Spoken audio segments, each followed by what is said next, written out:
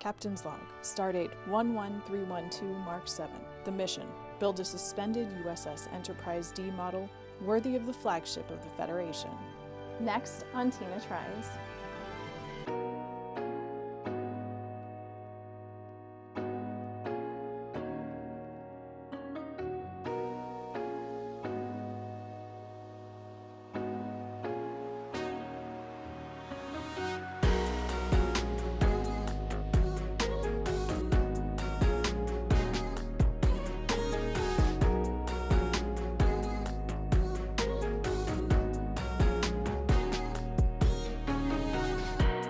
Today's file is by Faye 3D Lab and can be found on MakerWorld. This was printed entirely on an H2D in gray, black, red, and blue PETG, as well as a red gold silk PLA. This model took just over 33 hours to print and used about 715 grams of filament. The only other material you'll need is some super glue. If you want, you can add a puck light or an LED light strip to the top of your model as well, but that is completely optional. As usual, I'll link everything in the description below. Let's check out the build.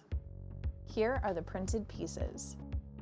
Let's dive into this assembly. It is going to be super easy. All we have to do is glue the back of the nacelles into place. I am just going to use some regular super glue for this, so let's get to it. I'm not going to overdo it on the super glue because I don't want it to be sticking out of my model.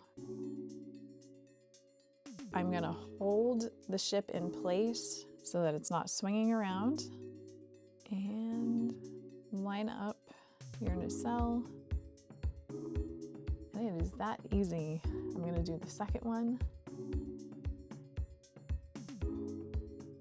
Again, I'm holding the ship into place so it doesn't swing around too much. I'm going to do a final look at it just to make sure that my lines are matching up. And there we have our nacelles.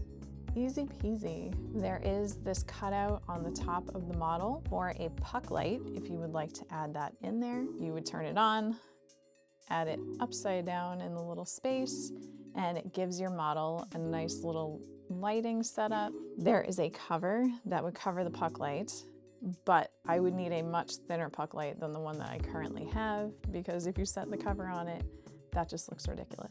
But you can have lighting in there if you would like. It also looks really great without the puck light in there, and you can just set the cover right on the top and you're done.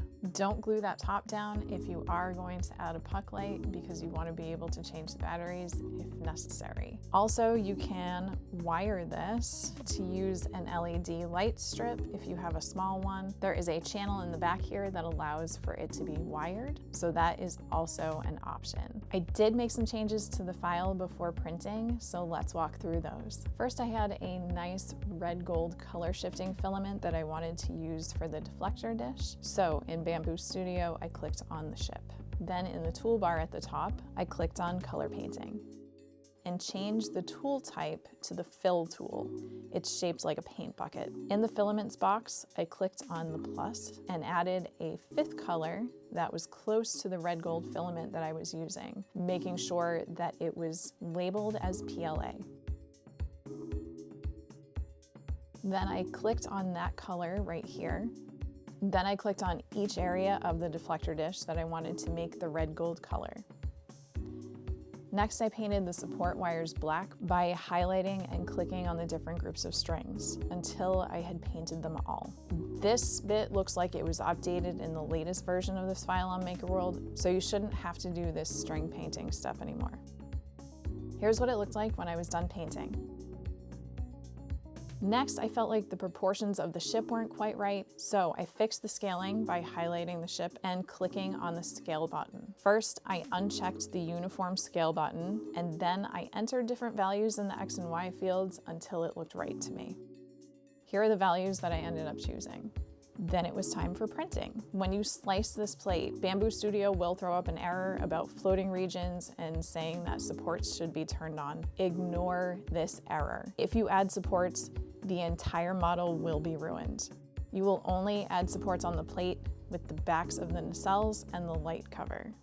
Here is the finished suspended USS Enterprise-D. I am nervous to even be holding this because it is so fragile, but I love how this turned out. It is so cool. Here are my rankings for this project. Ease of printing. This one gets a 9. This one does require an AMS unless you want to boldly go where only the bravest would go and try to paint this while it's suspended without breaking any of the strings. Good luck.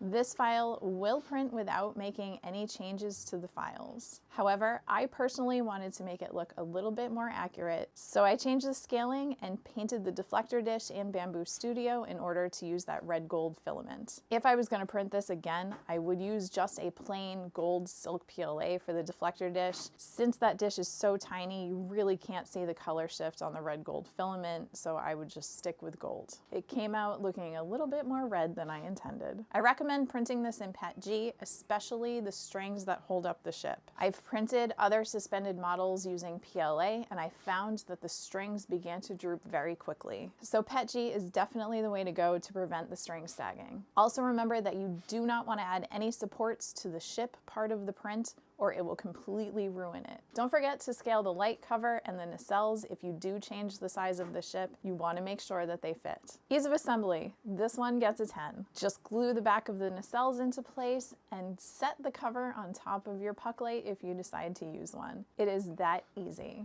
Definitely set this model away from any and all heat sources, including windows, or the strings will sag and it will ruin the look of your model over time. It is also extremely wobbly, so make sure that you set this on a very solid surface or it will wiggle around a lot.